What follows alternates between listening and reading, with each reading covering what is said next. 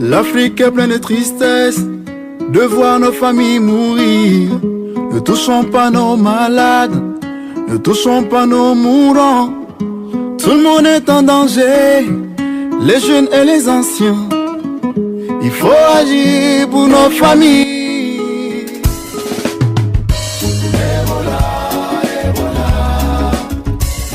Elle a drainé l'attention de la communauté internationale vers l'Afrique de l'Ouest en général et certains pays en particulier, à l'instar de la Guinée équatoriale, le Libéria et autres. Elle, c'est la maladie hémorragique à virus Ebola, dont la réapparition a été remarquée de visu d'une façon alarmante au début de l'an 2014. Si on parle d'une réapparition, cela veut dire que le virus a sévi dans les années précédentes. Qu'est-ce que le virus Ebola et à quand remonte sa première apparition sur la planète Terre? Mademoiselle Soussou Ragria Adam, assistante médicale. Le virus Ebola provoque le symptôme viral aigu connu sous le nom de la maladie à virus Ebola. Le virus Ebola, apparenté au virus Marburg, a été découvert pour la première fois au Zaïre en 1976. La fièvre Ebola est une maladie grave, accompagnée ou non des symptômes hémorragiques et caractérisée par une transmission de personne à personne due à un contact étroit avec les malades ou leur effet, les corps et les liquides physiologiques infectés. La maladie hémorragique à virus Ebola a des signes qui permettent de remarquer sa présence dans un corps humain porteur. Mademoiselle Soussou, assistante médicale. La fièvre hémorragique à virus Ebola est une maladie virale aiguë caractérisée par une brusque montée de la température, une faiblesse intense des céphalées, une irritation de la gorge et de la dysphagie. Ces symptômes sont suivis des vomissements, des diarrhées, des hoquets, des nausées, des douleurs abdominales, d'éruptions cutanées, d'insuffisance rénale et hépatique et des hémorragies internes et externes. Juste après la contamination, la maladie se fait remarquer dans le corps contaminé dès le premier jour. Des manifestations qui peuvent durer jusqu'à 10 jours au maximum. Mais l'intervalle la plus critique est situé entre le 7e et le 10e jour. Mais ceux qui résistent jusqu'au 10e jour peuvent espérer la guérison. C'est ce que l'assistante médicale Mademoiselle Soussou Ragria Adam appelle dans son jargon professionnel les signes cliniques et périodes d'incubation de la maladie. Le premier jour au 3e jour, la maladie se manifeste par un début brutal de fièvre, des céphalées, douleurs musculaires, douleurs à la gorge, fatigue importante, yeux rouges, éruptions cutanées. À partir du 4e jour au 5e jour, l'apparition des nausées, vomissements, diarrhée. Du 6e jour, on a des saignements, l'apparition des saignements. Ça peut être à travers la peau, le nez, la bouche, et on a une diarrhée sanglante. 7e ou 10e jour, les malades peuvent décéder si une prise en charge n'est pas faite. À partir du 10e jour, les malades survivants amorcent la phase de guérison. L'épidémie de la fièvre à virus Ebola sévit en Afrique de l'Ouest et ailleurs. Le Togo peut être touché par cette épidémie. La maladie à virus Ebola est très contagieuse et mortelle. Elle se manifeste par une forte fièvre, brutale, qui s'accompagne par au moins 3 des signes suivants. Diarrhée sanglante ou non, nausées ou vomissements, douleur abdominale, douleur articulaire ou musculaire. Toux, fatigue intense, saignement, perte inexpliquée de l'appétit, maux de tête. En présence de tels signes, appelez gratuitement le 111 ou contactez le centre de santé le plus proche. Il n'y a pas de vaccin contre cette maladie. Mais lorsque le malade est rapidement pris en charge, il augmente ses chances de guérison. La fièvre à virus Ebola peut être évitée en adoptant les mesures suivantes. Se laver régulièrement les mains à l'eau et au savon. Ne pas toucher les personnes présentant les signes de la maladie, leurs effets, tout liquide provenant du malade, comme les vomissures, les urines, les selles, le sang ou tout autre objet utilisé ou touché par le malade. Informer le centre de santé le plus proche devant toute personne présentant les signes de la maladie.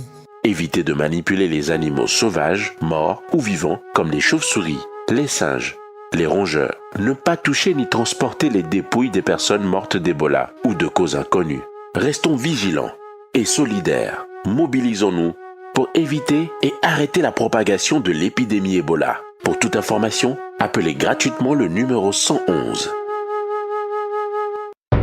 Ceci est un message de la Croix-Rouge togolaise et ses partenaires en collaboration avec le ministère de la Santé dans le cadre du projet Bencom.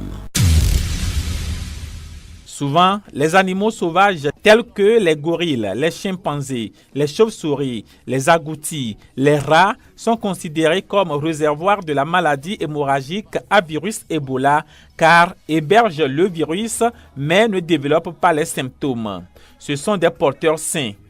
Selon l'assistant médical Mademoiselle Soussou Ragria Adam, la contamination humaine provient de ces animaux porteurs sains de la maladie. Elle nous explique également comment se fait la contamination entre hommes. Le virus Ebola s'introduit dans la population humaine par contact étroit avec le sang, les sécrétions, les organes ou des liquides biologiques d'animaux infectés. En Afrique, l'infection a été constatée après la manipulation des chimpanzés, de gorilles, de chauves-souris,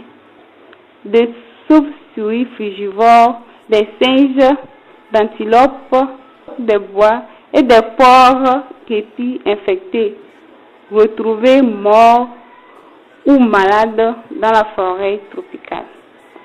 Ensuite, il se propage dans la communauté par transmission interhumaine à la suite de contacts directs avec du sang, des sécrétions, des organes ou des liquides biologiques de personnes infectées. Le virus est présent dans la sueur, les urines aussi. Les rites funéraires au cours desquels les parents et amis du défunt sont en contact direct avec la dépouille peuvent également jouer un rôle dans la transmission du virus Ebola. Les agents de santé ont été souvent contaminés au contact des malades qu'ils traitent. Cela s'est produit lorsqu'ils étaient en contact étroit sans prendre des précautions anti-infectieuses nécessaires et sans appliquer les techniques de soins et en isolement. Par exemple, les agents de santé qui ne portent pas des gants, de blouses à manches longues, de masques ou des lunettes de protection peuvent s'exposer à un contact direct avec le sang des patients infectés et courent un risque.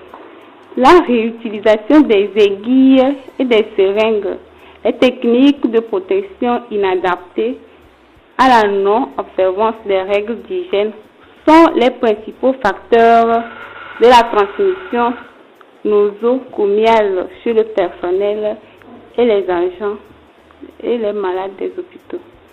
Quelques personnes jouent un rôle majeur dans la transmission à cause d'interactions plus fréquentes avec la communauté. Les malades qui reçoivent un grand nombre de visites à cause de leur statut social, le contact avec le corps ou les liquides biologiques du cadavre au cours de la préparation traditionnelle avant l'enterrement est également une source d'infection bien connue.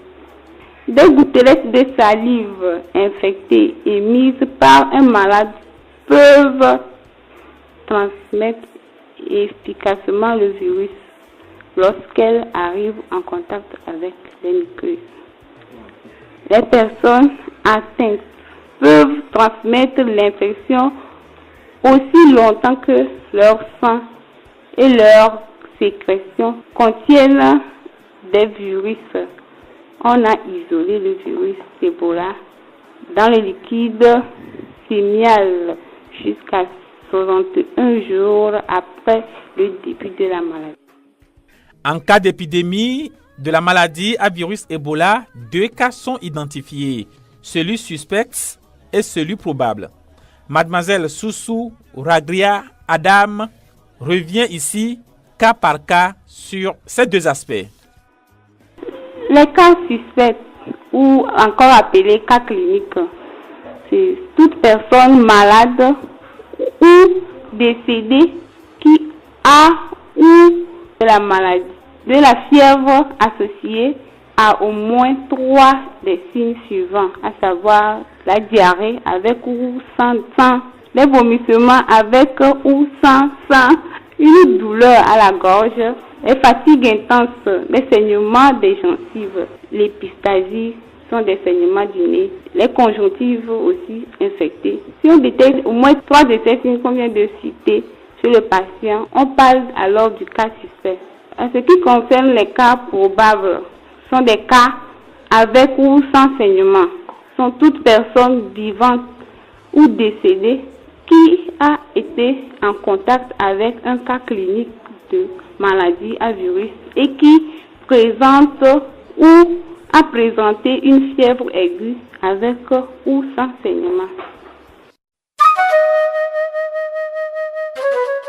L'épidémie de la fièvre à virus Ebola sévit en Afrique de l'Ouest et ailleurs. Le Togo peut être touché par cette épidémie. La maladie à virus Ebola est très contagieuse et mortelle. Elle se manifeste par une forte fièvre, brutale, qui s'accompagne par au moins 3 des signes suivants. Diarrhée sanglante ou non, nausées ou vomissements, douleur abdominale, douleur articulaire ou musculaire. Toux, fatigue intense, saignement, perte inexpliquée de l'appétit, maux de tête. En présence de tels signes, appelez gratuitement le 111 ou contactez le centre de santé le plus proche. Il n'y a pas de vaccin contre cette maladie, mais lorsque le malade est rapidement pris en charge, il augmente ses chances de guérison. La fièvre à virus Ebola peut être évitée en adoptant les mesures suivantes. Se laver régulièrement les mains à l'eau et au savon. Ne pas toucher les personnes présentant les signes de la maladie, leurs effets, tout liquide provenant du malade, comme les vomissures, les urines, les selles, le sang ou tout autre objet utilisé ou touché par le malade. Informer le centre de santé le plus proche devant toute personne présentant les signes de la maladie. Évitez de manipuler les animaux sauvages, morts ou vivants, comme les chauves-souris, les singes, les rongeurs. Ne pas toucher ni transporter les dépouilles des personnes mortes d'Ebola ou de causes inconnues. Restons vigilants et solidaires. Mobilisons-nous pour éviter et arrêter la propagation de l'épidémie Ebola. Pour toute information, appelez gratuitement le numéro 111. Ceci est un message de la Croix-Rouge togolaise et ses partenaires en collaboration avec le ministère de la Santé dans le cadre du projet BENCOM. Comme toute maladie, l'on peut éviter la contamination de la maladie à virus Ebola en observant des règles exigées par les spécialistes. Tout compte fait, depuis la déclaration officielle de l'éradication totale de la maladie dans les zones touchées, l'on n'est pas totalement à l'abri du danger, ce qui exige et interpelle au respect scrupuleux des règles d'hygiène recommandées pour prévenir le mal sur toutes ses formes. Prévenir vaut mieux que guérir, dit un adage de chez nous. Alors, à chacun de prendre ses responsabilités et de se dire que la maladie à virus Ebola ne passera pas par moi. Merci pour votre aimable écoute. Un magazine de la radio La Voix du Plateau, produit, réalisé et présenté par votre humble serviteur, Prince Laurent Kofi-Kouma.